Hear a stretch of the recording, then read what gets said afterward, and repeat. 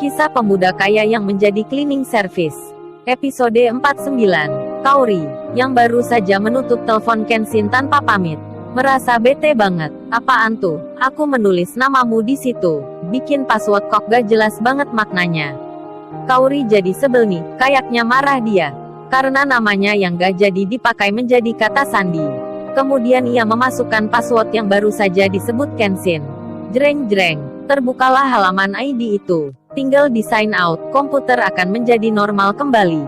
Namun Kaori tidak melakukannya. Rupanya, ia ingin melihat beranda ID Kenshin lebih dalam lagi. Kayaknya dia menjadi stalker nih, curi-curi info gitu. Kan mumpung ada kesempatan. Karena beberapa waktu lalu, info tentang Kenshin dicarinya di Facebook, Instagram, Twitter.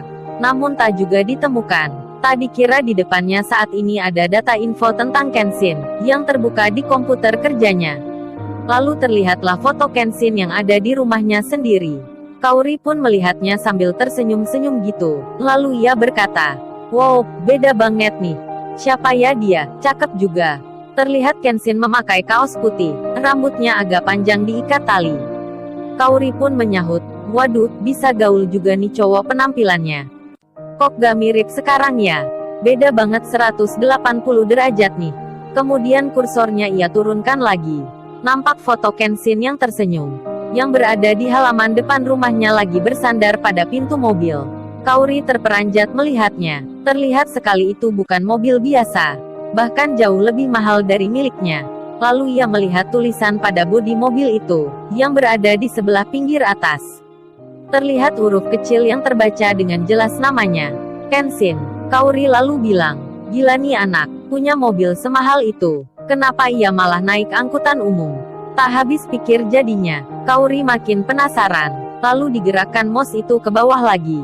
Tiba-tiba ia terkejut nampak anime kartun yang bertulis, "Why you look at me?" Yang artinya kenapa kamu melihatku. Kaori langsung down gitu dibuatnya. Apalagi gerakan kartun itu seperti meledek dirinya. Lalu ia menurunkan lagi kursornya.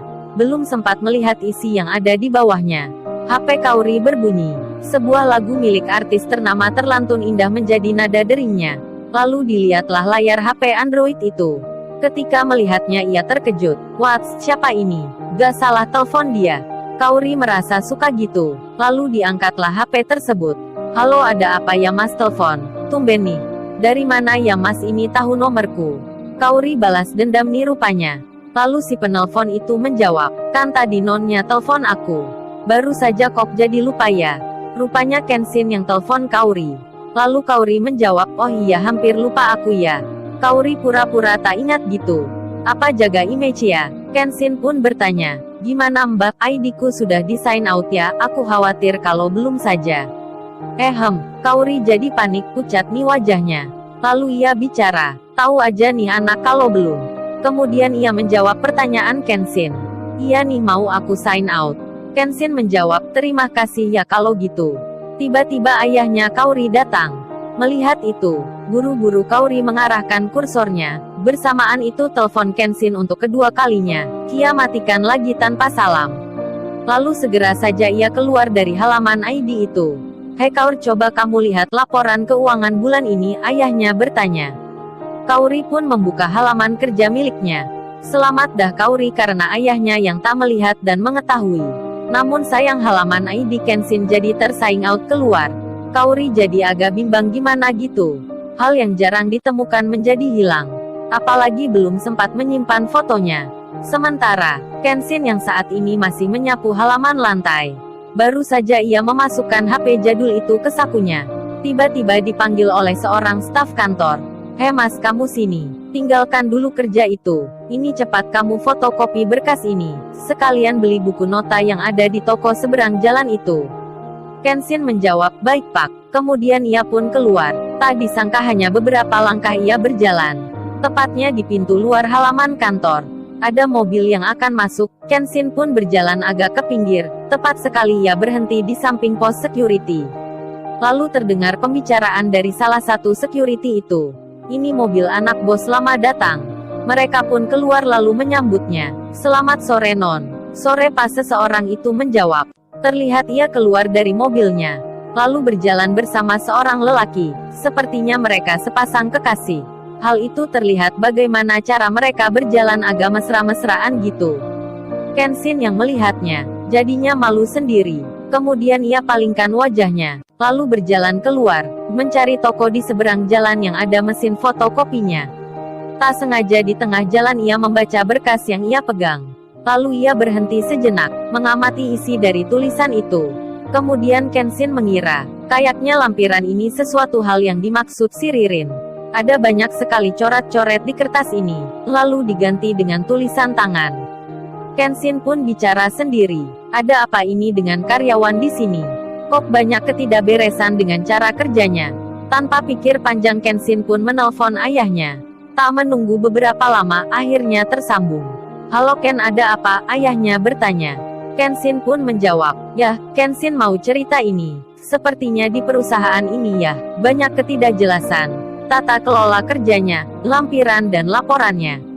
Ada yang tidak baik. Ini bagaimana ya? Lalu ayahnya menjawab, bagus itu. Gimana caranya? Kamu harus bisa menangani sendiri ya.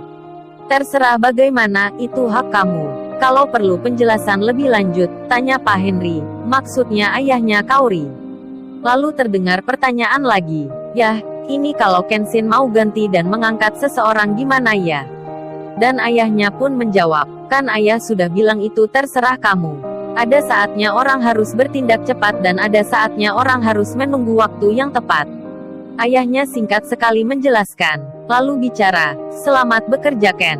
Kemudian menutup telepon itu. Rupanya, Kenshin dilepas ayahnya untuk menyelesaikan persoalan perusahaan itu. Di lain tempat masih di dalam perusahaan, wanita yang baru datang bersama cowoknya tadi, yang diketahui anak dari pemilik perusahaan lama, terlihat masuk ruang staf kantor yang ditempati salah satu pimpinan. Rupanya ia bertanya sesuatu hal. Pak, gimana ceritanya laporannya kok beda dengan sebelumnya? Ini kan bisa mempengaruhi kepercayaan mereka ke depannya. Lalu staf pimpinan itu menjawab, iya non, ini karena kesalahan dari pegawai admin baru. Kemudian wanita itu menyahut, kalau bisa hal seperti ini jangan dikerjakan pegawai baru Pak. Bisa nggak baik hasilnya? Lalu staf itu menjawab, iya non. Tapi yang bersangkutan sudah saya tegur dan saya beri SP1. Dia janji gak akan mengulangi lagi. Yang mereka maksud adalah Ririn. Rupanya, ada persekongkolan jahat di perusahaan ini, yang masih terhubung antara staf dengan pemilik perusahaan lama. Kenshin, yang baru saja selesai memfotokopi berkas itu.